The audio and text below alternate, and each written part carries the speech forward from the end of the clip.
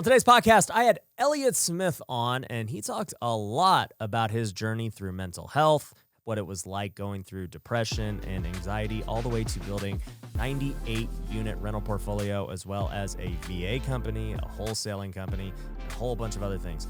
Along with that, we talked about his journey as what I like to call a bread boy. I didn't even know this was a job that was high paying, but he was delivering bread, making almost 6 figures a year doing it. So we jump into the industry of what it's like in the grocery stores, how to fight, and how he developed his sales skills during that time. We also go into how 2 months after quitting that job, he made over $100,000 in wholesale fees, along with a whole bunch of other things like winning his golf championship. So it's a really fun episode. You guys are going to love it. Make sure you stay to the end. Now, let's jump into it.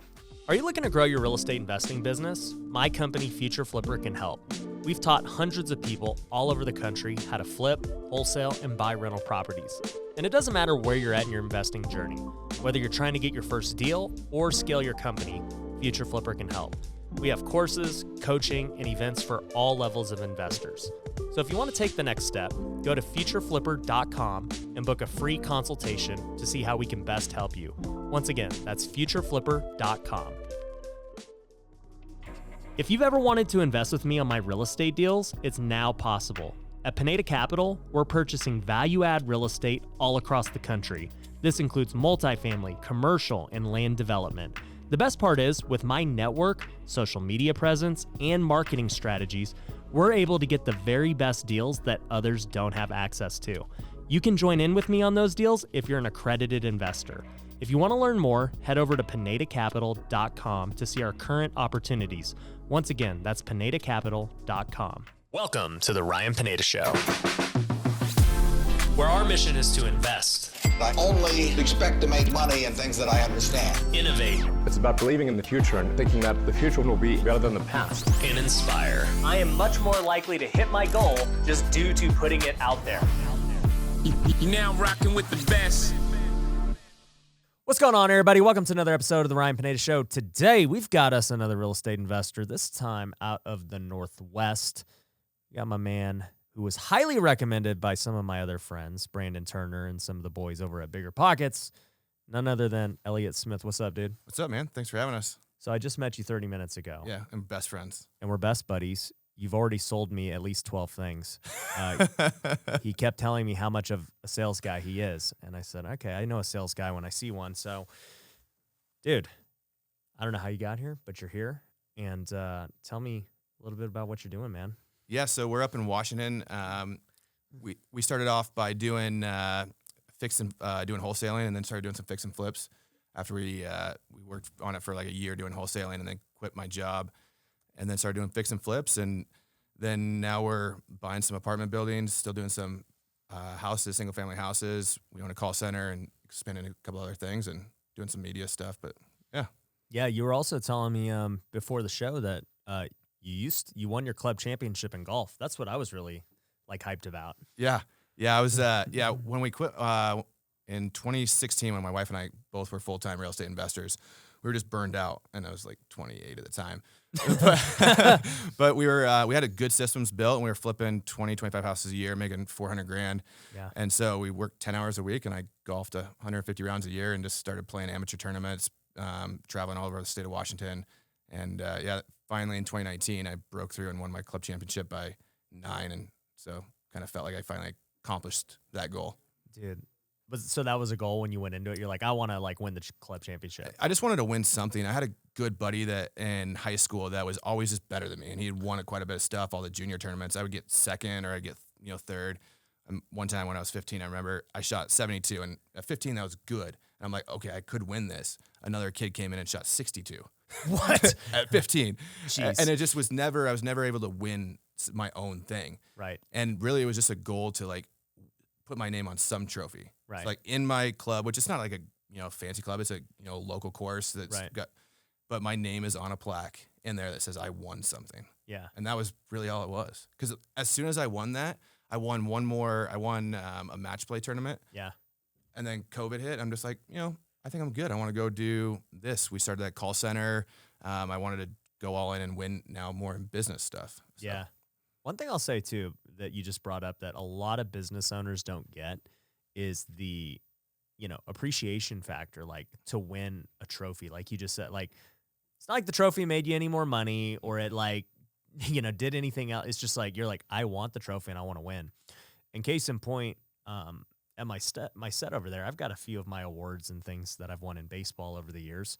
Nobody's given me a real estate trophy yet or anything. Actually, no, I have my social media plaque right there. So That's kind of real estate, Case in point, people like awards. And so one thing I always do with my companies is try to give my employees awards and different things. And dude, you would never believe that this $10 trophy causes so much, like, not drama, but just like, well, sometimes drama, but like so much like people go way harder to win that. You don't even have to give them a bonus. Yeah. The trophy is enough. Yeah, it's crazy. And even at Future Flipper, we just had one of our events, and every event we give out trophies for the quarter, students that we think did really good.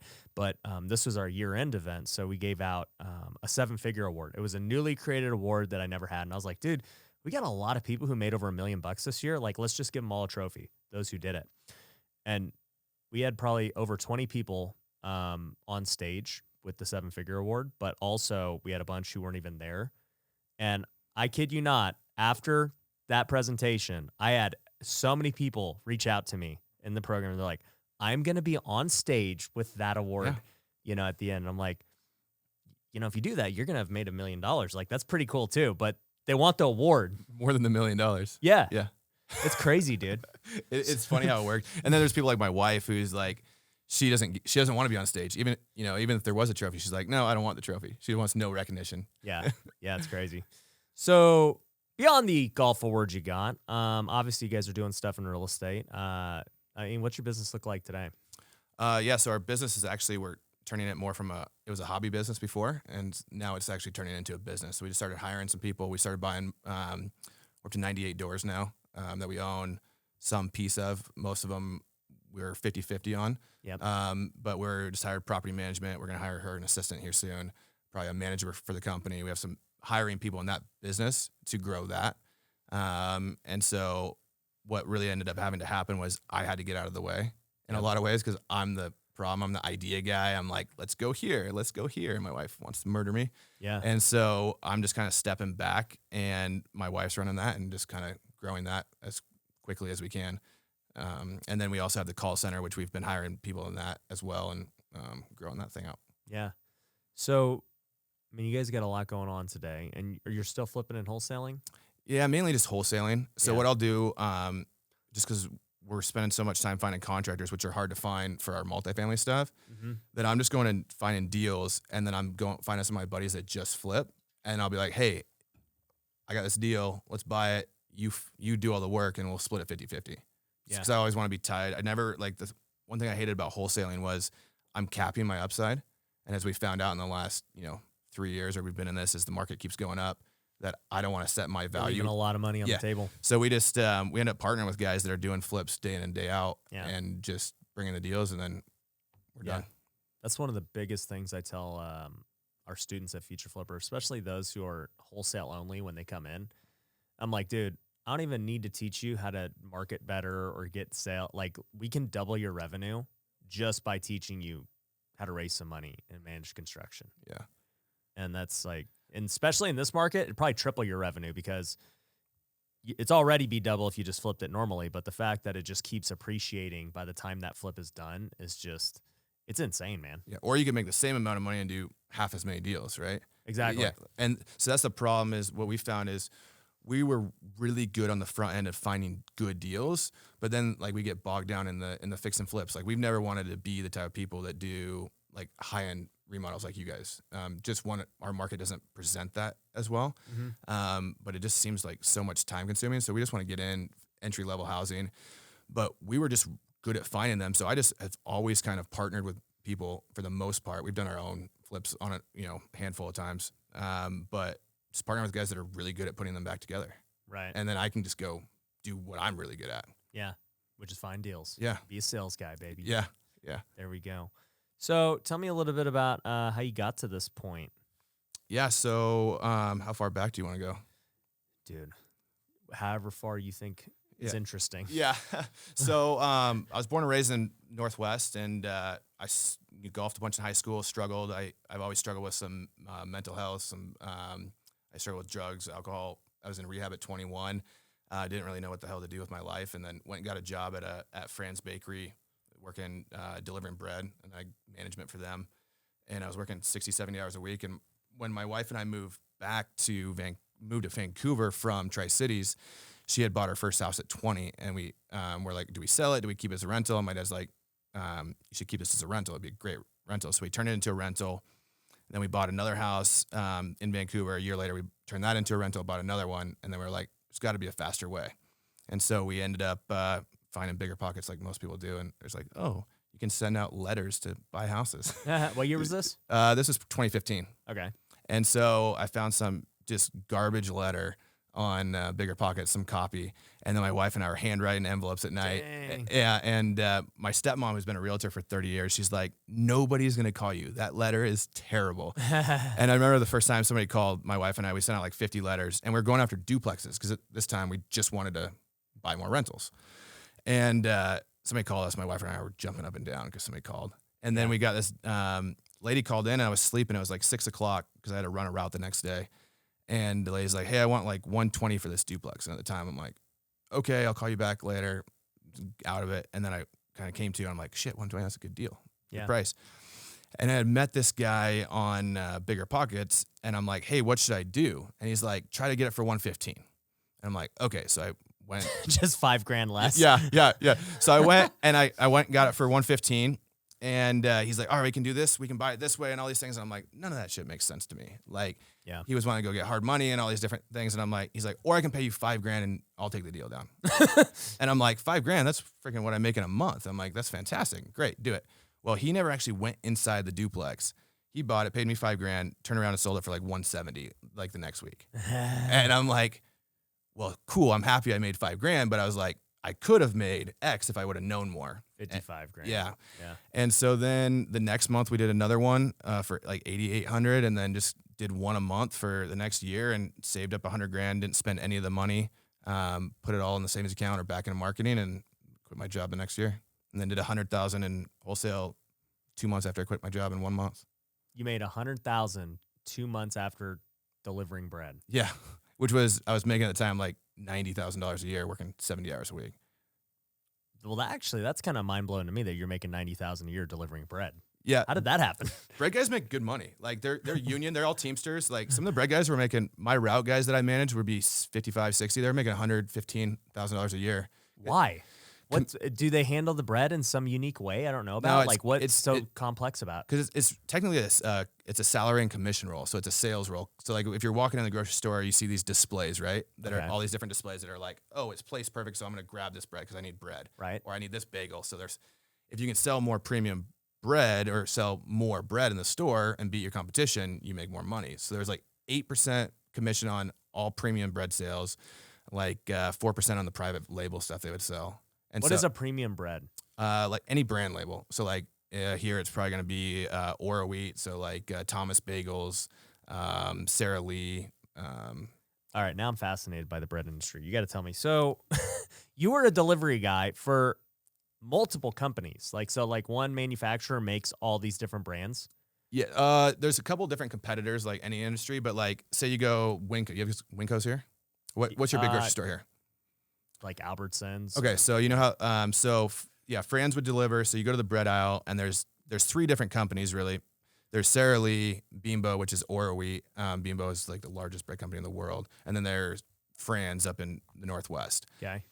And so there's the premium products. So everybody has their own bagels. They have their own, pan breads they call them. Their sandwich breads, all these different kind of breads. Mm-hmm. And then there's the Albertsons brand. So the company that has the contract will make the Albertsons bread. Because it's cheaper, so it's always going to sell at some point. The premium breads is what you're trying to get people to buy. Okay, so the generic bread, like you don't sell that because it's going to sell no matter what. Yeah, you don't put it on display or try to upsell it. Or you just throw it in the back room and stock the shelf. Because at the end of the day, the freaking breads all cost the same for the most part. It's not like very different. Yes and no. There's not really. Like you can buy like if you're buying the cheap store bought like sandwich bread, you can get it for $1. Right. when I was working. Right. But then you could buy like the Dave's Killer bread, which is the organic, which isn't really that much better. It's full of sugar and stuff, for like $5 or $6. Well, I know you can buy it for $5 or $6, Yeah. but what I'm saying is there really that much of a cost difference to make No. Dave's bread? No, Yeah, no, that's no, my yeah, point. yeah, not at all. No, Yeah. there's no cost. He's the Louis Vuitton of bread. It's Yeah, great. which he actually got bought out by. They got bought out by Orwe, I think, or Beambo. I think. see why. Look at his margins, dude. Yeah, yeah. The problem with bread though is the margins look good, but the problem is it's such short shelf life. So like the one thing about the bread guy is, and why you get paid good money is because you're actually doing all the ordering too.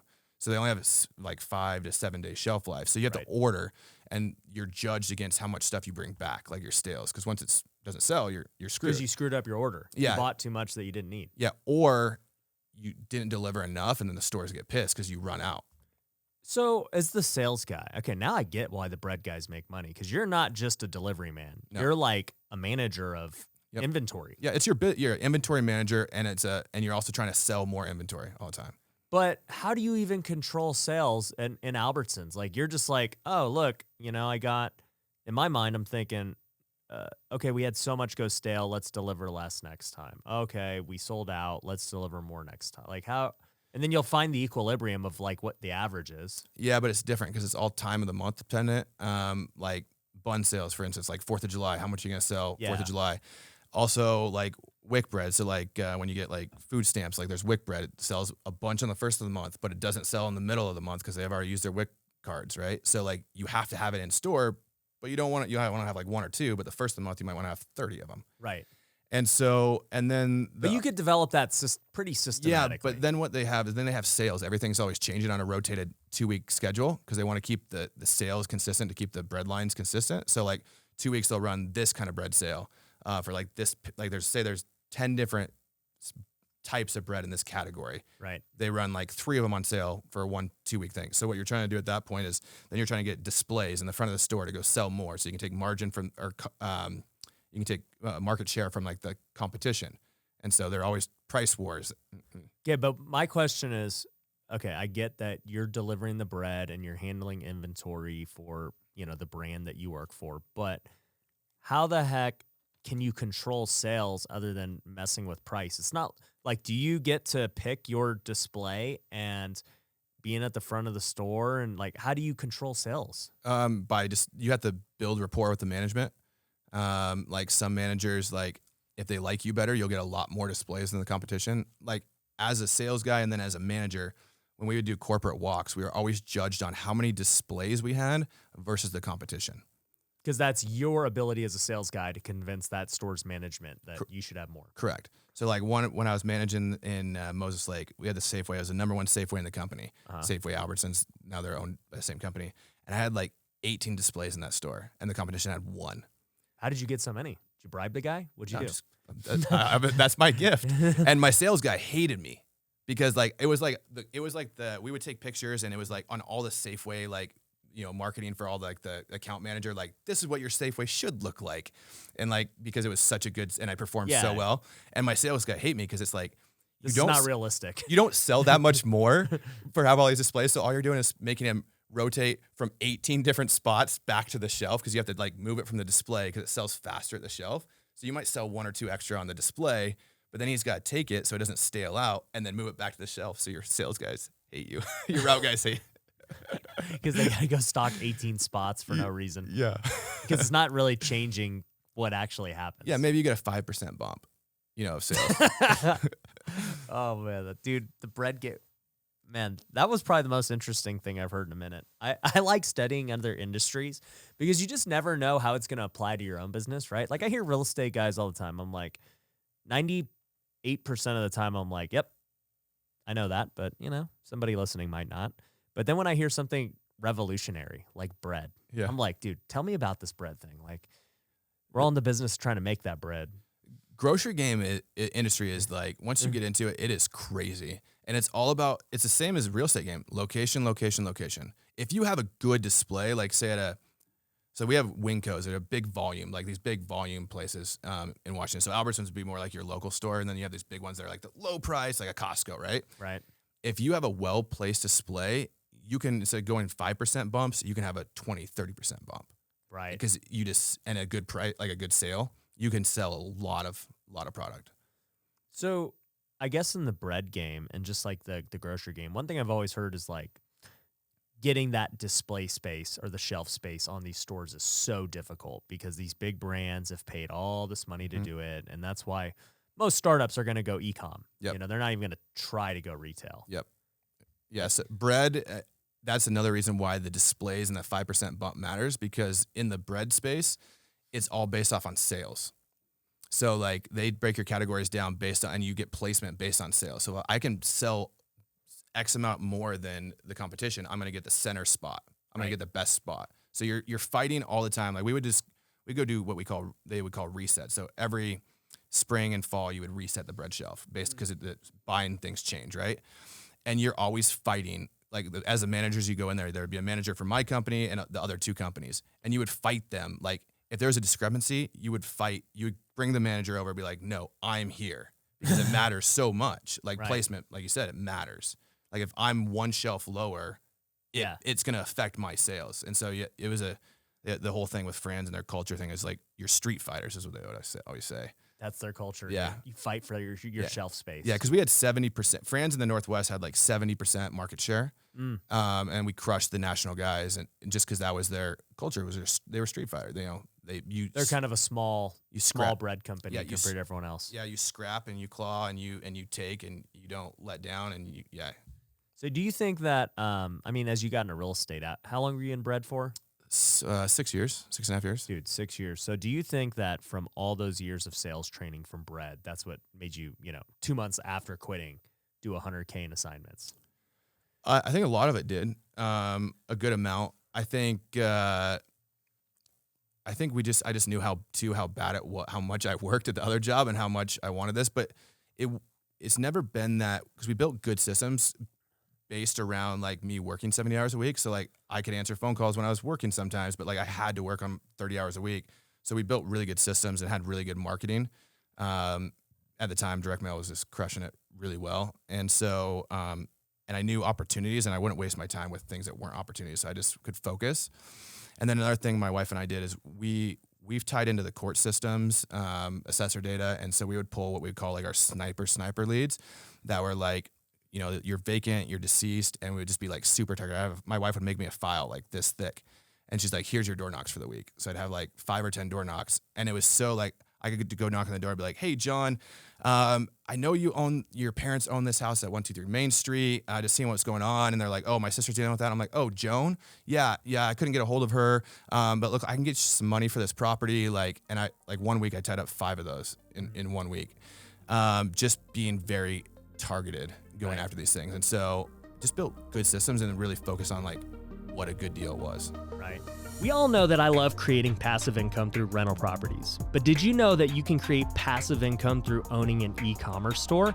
My company, Lunar Ecom, can build and manage a store for you on Amazon or Walmart. We'll handle everything from starting the store, picking the products, and all the day-to-day operations. It's completely passive for you. If you'd like to learn how store owners are making thousands a month in passive income, head over and watch the case study at lunarecom.com. It will explain everything you need to know about the industry and why I'm so excited about it. So to see the case study, head over to lunarecom.com. Most people want to get rich at all costs. They make sacrifices with their family, their health, and their faith, all in the pursuit of money without even realizing it. But what if I told you it doesn't have to be that way? What if you could grow your wealth in all areas of life? Well, it's possible, and that's why I created The Wealthy Way. It's a community of people striving to grow together in all areas. And we have multiple tools for you to use that are completely free. You can get access to the Wealthy Way Planner, where you can set goals and hold yourself accountable on a daily basis. We also have our Wealth Builder Academy, which is over 4 hours of content teaching you how to manage your time, create the right goals, and all the biggest secrets I've used to grow my life, not only in my net worth, but in all aspects. Lastly, we have our Discord community where thousands of wealth builders are all over the world encouraging one another and growing together. And once again, all of this is completely free. There are no upsells, there are no hidden catches. For me, this is a passion project and I want to build a community of like-minded people. So if you want to start living the wealthy way today, go to wealthyway.com. There you can get all the free resources like the course, planner, and Discord community. So go to wealthyway.com. So you go out after the whole bread game. You start direct mailing, you're door knocking. I want to know, how did you close $100,000 like so quickly? Do you think it was luck, or do you think you just put in so much hustle? Or I think it was part of it was luck. Part of it, we had some pipeline, a little bit of a pipeline going in, and then, I mean, not to come off ego, but I'm really good with sellers. Right. So if you give me the opportunity or get me in a living room, I'm going to close 10 times better than the next guy. Right. And so when I have opportunities, like when I'm at bats, I just don't miss very often. Right. And so, we put a lot of opportunities in front of us, and some of it was the, door knocking, sniper door knocking, some of it was sniper cold calling, some of it was direct mail. Mm-hmm. And, a lot of it was luck too. Yeah. That's crazy. So you start progressing from there. You start door knocking, you do direct mail. How do you end up getting 98 units and scaling this company? Yeah. So after that 100K month, a month later, my wife actually handed me divorce papers. Really? Yeah. I kind of got caught up in my own ego of like, I'm fantastic. Like, you're saying I made $100,000 after 2 months after quitting my job. Like, I'm the best, and forgot that she ran half the company. She got me there. Yeah. And so we ended up moving back to Tri-Cities. And then at that point, that was the 3 years where we just kind of were putting our marriage back together, traveling a bunch. We went to Europe for a month, Asia for a month, traveling all over. And then we were just doing 20, 25 flips a year. I had a partner still in Vancouver. And so what we'd do is I would find the houses, I would negotiate them. He would go walk them, or I would drive to Vancouver, which was like 3.5 hours away. I'd drive up in the morning and then drive back in the evening after doing appointments. Right. We'd put them together. He'd buy them, or we'd buy them together, and then he'd fix them and sell them. And so then we always had that money coming in. And then we would do 3 or 4 flips a year in Tri-Cities on our own, because that's where we made good money, because we could make 50 to 60K a flip. So then COVID hit, and I got super depressed. I actually ended up relapsing right after COVID hit. I had like 10 years sober, and then ended up relapsing and kind of lit a fire under my ass a little bit. And I met Cole, and he was kind of not in the greatest spot, but he had a call center that he was working on. And I'm like, hey, why don't we do this together? And he's like, yeah, you go sell it, and then we'll split it 50-50. Because he was using it at the time for just his own company to buy deals. Right. And I started selling it. I got, Justin Severio excited. I was talking to Jay Scott, Bigger Pockets, got some of these guys excited. And then we brought, at the same time, we had a 24 unit just fall in our lap. We had some buddies from Seattle that had a deal tied up in Kennewick, and they're like, hey, can you go check this deal out? I'm like, sometimes they call me like I'm just, I'm really good at weaseling my way into deals. And so they're like, hey, can you just go look at this for us? I'm like, yeah. I'm like, why don't you guys let us come in? We'll manage it. Like, so we came in at a quarter owners of it, and my wife started managing it. And then we bought an 8 unit, and I sourced it, put my my cousin and another guy, raised more. I didn't have to put very much capital in it, but we got a third of that deal, and we run it. And then I had a 25 unit pop up, and my buddy and I bought it 50-50. And then I tied up a 32 unit. And then that same guy, we bought it 50-50. And now we're actually creating a company out of that with that partnership. So no more partnerships with other people, and just growing it with him. Yeah. Now we're under contract with another 31 with a lot to build 6, another 10, and just trying to grow that. That's crazy, man. You guys got a lot of things going on now. Yeah. Yeah. That's the problem. I started, so when we started doing the call center, I started, because I always struggle with I am like bipolar, where I'd get like really good for like 1 or 2 weeks out of the month. And then like for 2 weeks out of the month, I could sleep 15 hours, 16 hours a day. And I just kind of call it like hiding from the world. And I even did that when I was golfing all the time. I want to go golfing, and then some days I just like had no passion to do anything. Like I just want to stay in bed all day. And so I started taking Adderall in July of that year, so I could focus doing sales calls for the call center. And it was amazing. It just kept me not depressed, but kept me on that like manic, like manias thing for all the time. And it ended up driving my wife crazy. But I started doing way too many things. And so now we are definitely paring back, like removing ourselves from partnerships, not starting any new partnerships, and really just trying to focus on what we're good at, which is my wife's really good at operations, and I'm really good at putting deals together and finding strategic partnerships and raising capital. Right. So you're raising capital for all these new deals you got. Yep. Yeah. So we put our own capital. So like the 32 unit we just closed on, we had to bring a million one. We bought it for 3.2 or 3.5. We had to bring $1.1 million in with some bridge debt. And so we raised, I didn't put $1 into it. So we got all of it. My partner and I own it 50-50. Majority of that is 6% debt. That's not paid monthly. It's just at refi, we pay 6%, the 6% money off. Nice. And so trying to figure out how to, really what we're trying to work on now is like, how do we scale? Because like you were talking earlier, like you're doing that $20 million deal in Atlanta, right? Mm-hmm. So in this mid-size, like $3 to $7 million multifamily, like it doesn't make sense to go like give 50% of the deal away. Because like on those bigger deals, you can take fees, you can take, your acquisition fee, you can take your asset management fee. And so you can actually make some money there. But if I'm doing on a $3 million deal. Yeah. And so then if I give equity away, like half the deal, it's like, this doesn't really make sense for me. I don't want to do it. Right. Because my goal is not to, say I own like, guys like Brandon, I have 4,000 units, but he owns a smaller percentage of them, right? Right. I want to own maybe less units and own more of them for right now. And so really trying to figure out how do I source capital at that 6 to 8% to allow me to do these deals. Right. Because they're, that's how we've never taken hard money loans. That's always how we've done it, is either we partner with guys that have the money or we go find, private lenders at 6 to 8%. Yeah. Just because I don't know, whenever you're talking, like you start looking at the capital stack on this multifamily, you're like, oh, I can go get mezz debt, 12, 15%, or you got to go get equity away. And I'm like, I'm the guy that I want to make sure there's enough juice in the squeeze to go do this. Yeah. And if there's not, then I'm like, oh, screw it. Yeah. No, I'm with you, dude. It's interesting. When I got into the apartment game and decided I wanted to start a fund and all that, to your point, I remember, everybody's like, yeah, it's 80-20. The GP gets 20 and the investors get 80. And I was like, huh, okay. And then how do I make money again?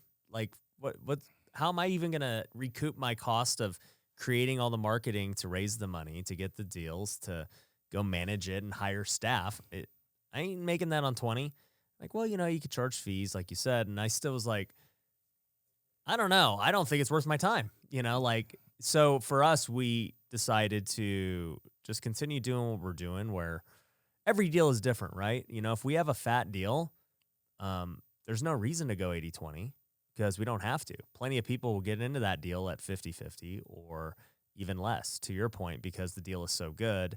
And that was the one thing I had to like really look at was, is it, at the end of the day, what's the investor's real goal? Well, it's just to get a good return, right? So, okay, and not lose money. I have some guys that my doctors and lawyers, they're like, the goal is not even the return. What he said is, Elliot, he's like, you got to always remember the most important thing is don't lose my money. Tell me how you're not going to lose my money, and then the return matters. Yeah, for sure. And it just depends on who the person is. Like for those guys, definitely not to lose money. For another guy, hey, what's the, cash on cash going to be? What's the IRR going to be? For the real estate guys, a lot of them are like, what's the depreciation going to be? How much am I going to get? And so it's just understanding everyone's needs and trying to structure a deal that makes sense based on their needs, but also my needs. Yeah. Because at the end of the day, every time we get one of these big loans, that $20 million deal, I had to personally guarantee it. Why? It's just the way we had to do the deal. Because we're on these deals, we're going non-recourse with Freddie Fannie. Yeah. Well, this one's a little different. We had to get bridge debt to get it. And yeah, we will get on the refi. Yeah. So the bridge debt stuff, you got to personally get. Yeah. When we refi, sure, it'll be non-recourse. But for me, it's like, all right, I'm going to personally guarantee this. I got skin in the game. And only get 20%? Yeah. It's just not worth my time. So to that point, our investors are getting great returns. But for anybody listening who's thinking about starting a fund or, potentially buying multifamily and stuff, you got to look at it, because the traditional way has always been go invest with a big fund. It's 80-20. Blah, blah, blah. But the thing is, those big funds are not buying great deals. No. They're not able to get these mom and pop deals and stuff that, has huge spreads because they have so much money they have to place that they just have to buy anything and everything. Yep. That's like when we closed on that 32 unit, I took it to a local broker that just focused on just commercial multifamily on the east side of Washington State. I'm like, what? Like, how much under market did I buy this? And he's like, and I bought it for 3.5. He's like, you bought it $1 million under market. You could have signed it to one of my buyers for $500,000 all day. Yeah. And I'm thinking in my head after that, like, if I would have gone and given equity away to somebody else, like when they just to bring the money in, like say I give 50% of that deal away for just bringing the money in, I just gave them $500,000. Like in my mind, that doesn't make sense. Yeah. Like, yeah, you should see the upside, but like you're not going to see my upside to the front, right? Yeah. And so, but then you talk to guys like I have a buddy Ken that they own like 9,000 units, and I was talking to him one time. He's like, I made $1 million just on one fee, you know, and so, and they, but like to your point, I was golfing with these guys, and they're like, they raised $1 billion in their last fund, and they're like, we about to buy 35 deals a year. Maybe 3 or 4 of them are good deals. Yeah. The rest are just like They have to place the money. there's A-class properties at like 3.5 caps. Yeah, and that's the thing that as I grow, it's funny because I used to be a hater of just different business models that didn't make sense for me personally. I remember back in 2010 when all the hedge funds were buying up all these properties and they were going to the auctions paying 110% of value. And every flipper like myself or realtor or whoever's like, these guys are idiots. No, we were the idiots. Correct. These guys are smart, way smarter than us. And so they knew what was happening. Then you see these iBuyers and you see everyone today, still the same deal, right? Hedge funds paying crazy money for properties. And I don't look at it the same way I used to where I'm like, man, what idiots. I'm like, well, they've obviously done their research. They understand and have a different exit strategy. And I'm sure it's going to work out for them. Yeah. So I was talking to this guy, and just one of his funds that he was buying for, they wanted to spend like $2 billion. And I'm like, and they're paying 100%, 110% of retail. I'm like, how does this make sense? And where does it go wrong? Like, how does this turn into 2008 again? He said what they learned in 2008 was they were in the mortgage game. So they were only on the debt side. Now they're getting into the asset game. So during COVID, they only which was the best time ever to lose rents. They literally only lost like 3% of their rents across the board. Mm-hmm. And so like worst case, it's amortized over 30 years. But what they were doing is these funds, and they're shuffling it down to the little guy. So they go, say they got a $3 billion fund, buy $3 billion worth of real estate. They go refi it at rates that we will never get because they're refining it with the LIBOR, right? Like, Yep. So they refi it at 7, so they finance it $7 billion, and then they go sell it as a REIT for 11, and they make 3. Yep. So what do? They take all this housing that bought 110% of retail, they leverage the piss out of it, and then they go sell it to the REITs, to the mom and pop guys that are just trying to put their money in some safe return, right? And so if it falls apart, they don't even care because they made $3 billion in fees. Money. Yeah. Yeah. No, and you start to understand how the game is played, and you realize that, when these big guys do things, they know something you most likely don't know. And that's why I say even today, I was, as I started my fund, I'm like, this is my business model currently. And then, we're saying 80-20 is not worth our time, right?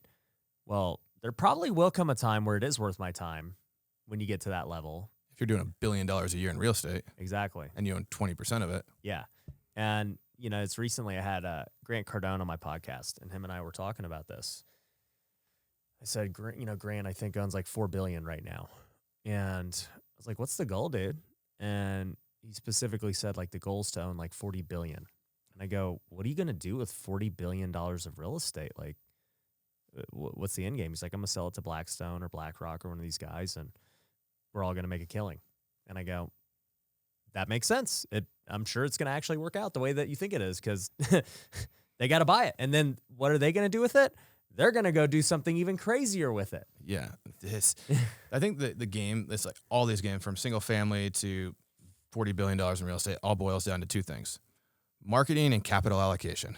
I mean, really, in a simple thing, I'm just trying to allocate capital and find, opportunities, and really we're just marketing to get those opportunities. And I think, well, you're marketing on both sides for the capital and the deals. Yeah, exactly. And people are always like, oh, you're in real estate. I'm like, no, I'm in the marketing business.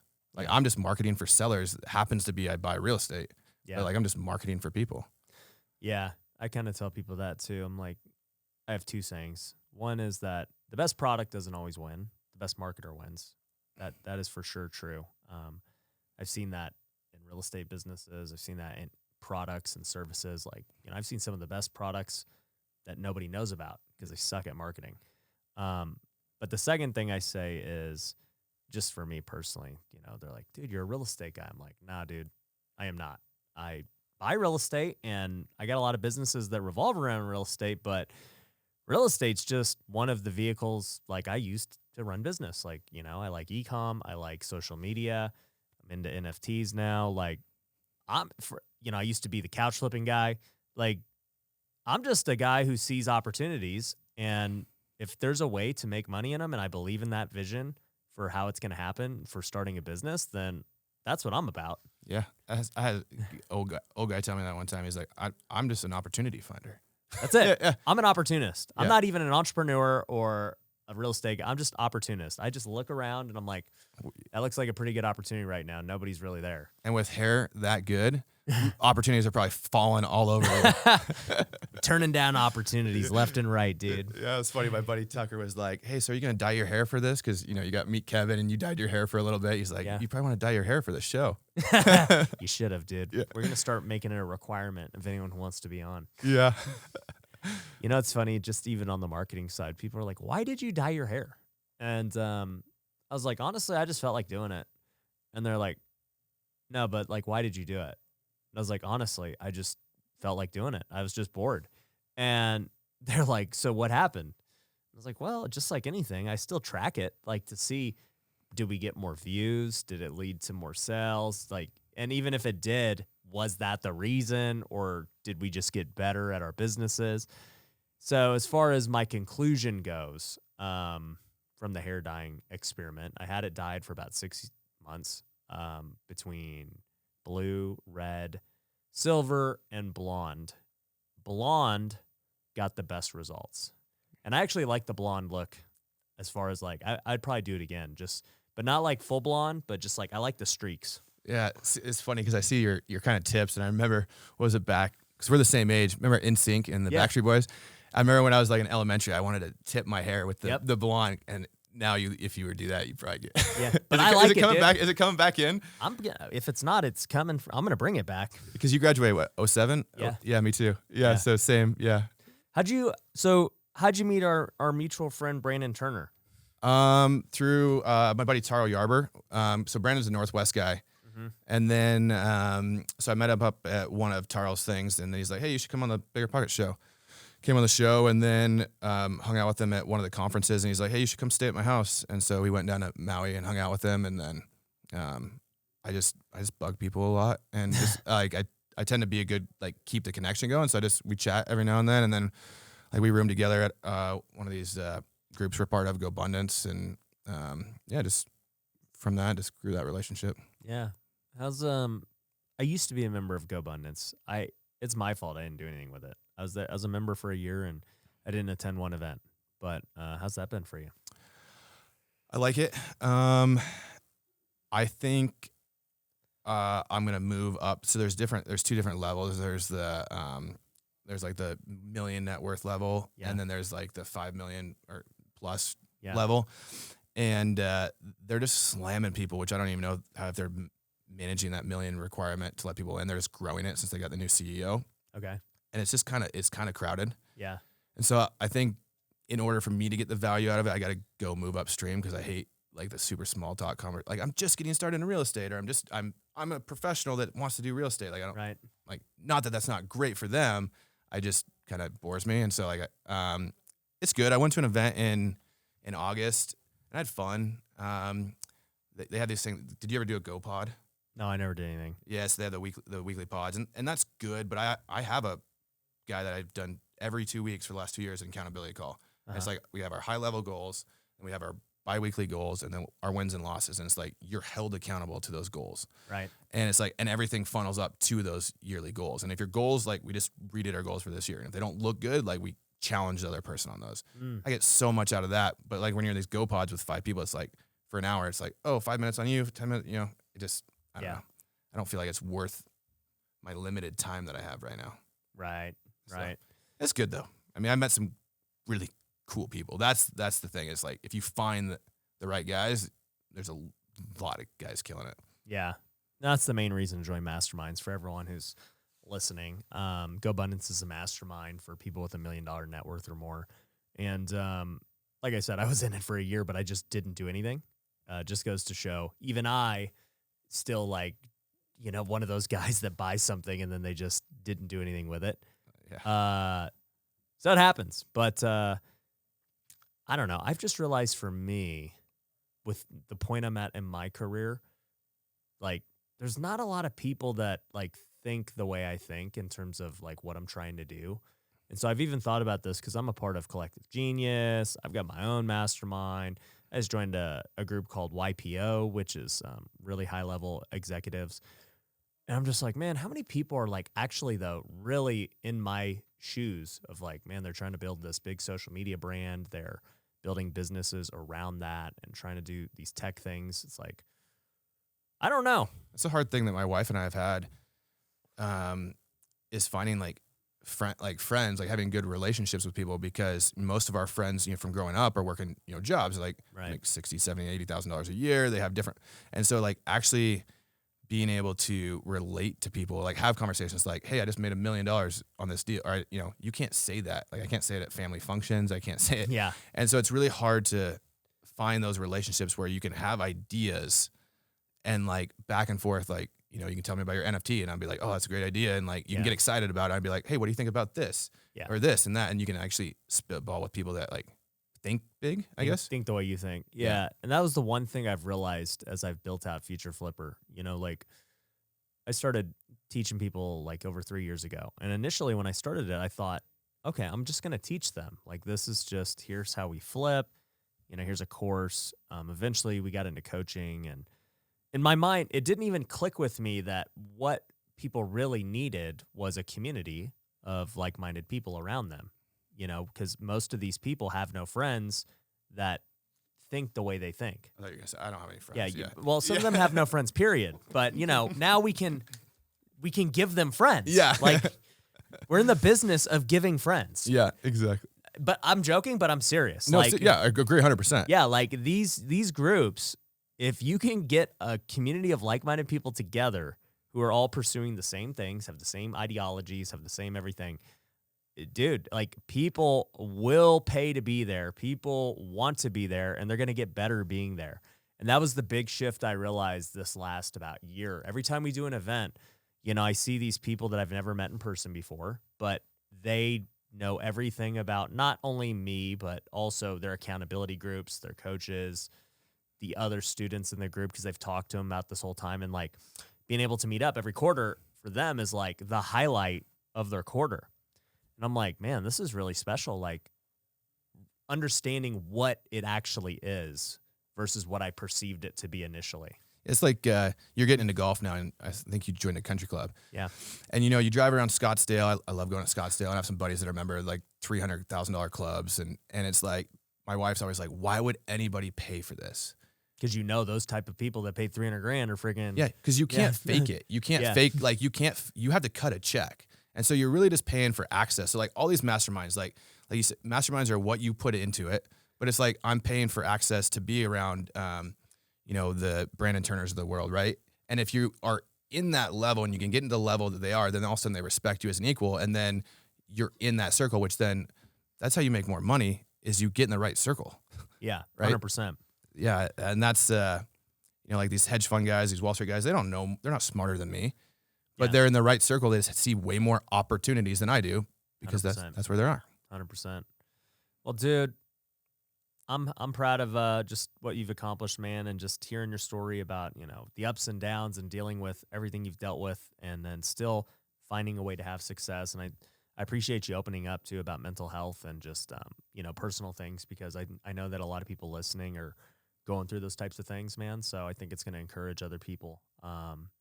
So yeah, man, I appreciate that. Thanks. Yeah, I choose to look at it as like a good thing, a positive. Like I am who I am, but mental health is real, and especially in this day and age with Instagram, is like you can still be successful with struggling with things. You just gotta show up and put the work in, not be poor me, woe is me. Like, Yep. if I have to, sometimes if I'm sleeping 15 hours, sometimes that's what I got to do, I guess. Yeah. Then when I'm on, I'm better than You the gotta next take guy. advantage of it. Yeah. So Dope, dude. Well, man, if you guys enjoyed this podcast, make sure you subscribe. Make sure you guys leave a 5-star review. Show Elliot some love in the comments. And we'll catch you guys on the next episode. Peace. Thanks for watching The Ryan Pineda Show. If you want to work with me, head over to ryanpineda.com. You can find my courses, coaching programs, and upcoming events. We also have free resources you can download, so head over to ryanpineda.com.